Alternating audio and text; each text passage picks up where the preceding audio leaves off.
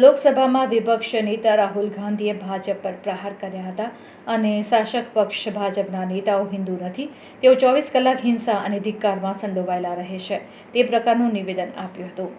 રાહુલ ગાંધીના આ નિવેદન બાદ સમગ્ર ભારતના હિન્દુઓમાં ભારે રોષ ફેલાયેલો છે. શહેરમાં પણ કેટલાક યુવકોએ એકત્રિત થઈને પોલીસ ભવન ખાતે પહોંચી જઈને રાહુલ ગાંધીના આ નિવેદનની નિંદા કરી હતી અને તેમના ઉપર સખત કાર્યવાહી કરવા અંગે આવેદનપત્ર આપ્યું હતું.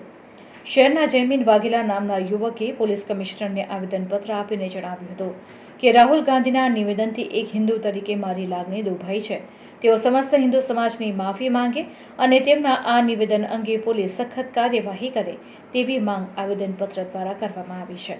આજે અમે માનનીય શ્રી પોલીસ કમિશનર સાહેબની કચેરીમાં આવ્યા છે. જે ગઈકાલે લોકસભામાં વિપક્ષના નેતા રાહુલ ગાંધીએ જે પ્રમાણેની હિન્દુ લોકો માટે અને હિન્દુત્વ માટે જે પ્રમાણે ટિપ્પણી કરી તેના વિરોધમાં તેમના વિરુદ્ધ જે કાર્યવાહી કરવામાં આવે તેને માટે આજે અમે પોલીસ કમિશનર સાહેબને આવેદનપત્રમાં આવે છે. રાહુલ ગાંધી દ્વારા અવારનવાર આવા જ શબ્દોનો ઉપયોગ કરવામાં આવે છે અને આવા જ વિષયો પર ખબર નહીં શું કરીને આવે છે કે શું કરે છે એમનું ખબર, પણ આ રીતનું વર્તન ને આ રીતની વિષય જે લોકસભામાં તમે ના કરી શકો, જે દેશનું ગૌરવ છે, ગર્વ છે, લોકતંત્રનું મંદિર કહેવાય, જ્યાં તમે એક માત્ર સમાજ વિરુદ્ધ આવું શબ્દનો ઉપયોગ ના કરી શકાય.